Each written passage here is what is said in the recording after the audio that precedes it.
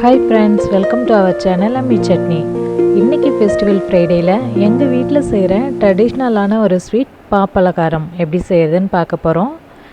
சின்ன வயசுல நம்ம விரும்பி சாப்பிட்ட நிறைய ஸ்வீட் வெரைட்டிஸ்லாம் இப்போ நம்ம ரேரா தான் செய்றோம். அது மாதிரியான ஒரு ஸ்வீட் தான் இந்த பாப்பலகாரம். இந்த பாப்பலகாரம் ஸ்வீட்டை உங்க வீட்லயும் செஞ்சு சாப்பிட்ருக்கீங்களான்றத இந்த வீடியோவை பார்த்துட்டு மறக்காம கமெண்ட் பண்ணுங்க. இப்போ ஈஸியான டேஸ்டான இந்த பாப்பலகாரம் எப்படி செய்யறதுன்னு பார்க்கலாம். இதுக்கு 1 கப் அளவுக்கு புழுங்கல் அரிசி எடுத்துருக்கோம். 1/2 கப் அளவுக்கு துவரம்பருப்பு, 2 ஸ்பூன் அளவுக்கு கடலைப்பருப்பு. இப்போ இது எல்லாத்தையும் ஒரு பவுலில் மாற்றிக்கலாம். புழுங்கல் அரிசி 1 கப், துவரம்பருப்பு 1/2 கப், கடலைப்பருப்பு 2 ஸ்பூன். இப்போது இது எல்லாத்தையும் தண்ணி விட்டு நல்லா அலசிட்டு தேவையான அளவுக்கு தண்ணி சேர்த்து 3 மணி நேரம் வரைக்கும் ஊற வச்சிடலாம்.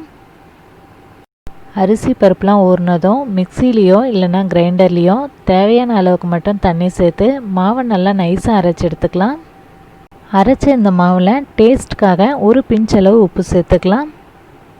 இதில் 1 கப் அளவுக்கு துருவின வெல்லம் சேர்த்துக்கலாம்.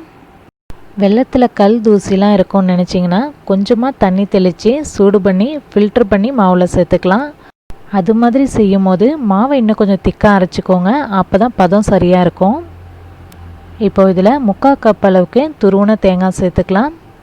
இது கூட வாசனைக்காக 2-3 ஏலக்காவை பவுடர் பண்ணி சேர்த்துக்கலாம். வெல்லம் தேங்காய்லாம் மாவோடு சேர்த்து நல்லா கரைச்சிக்கலாம். பாப்பலகாரத்துக்கு மாவு ரெடி ஆகிடுச்சு. எண்ணெய் சூடானதும் ஒரு கரண்டி மாவு எடுத்து ஒரே இடத்துலையே எண்ணெயில் ஊற்றிடலாம். மாவு எண்ணெயில் ஊற்றின உடனேவே கரண்டி வச்சு கிண்டக்கூடாது.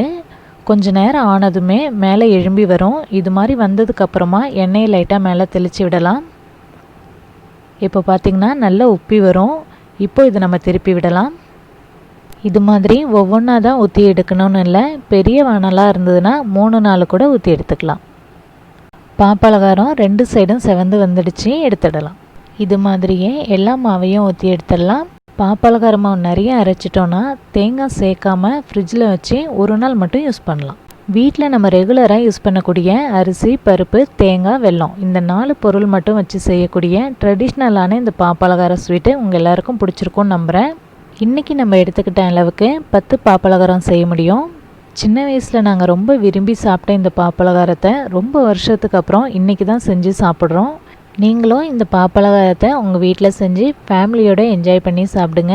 சாஃப்டான டேஸ்டான இந்த பாப்பலகாரம் ரெசிபி உங்களுக்கு பிடிச்சிருந்ததுன்னா மறக்காமல் இந்த வீடியோ உங்கள் ஃப்ரெண்ட்ஸோடு ஷேர் பண்ணிக்கோங்க. அம்மி சட்னி சேனலை சப்ஸ்கிரைப் பண்ணுங்கள். தேங்க்யூ.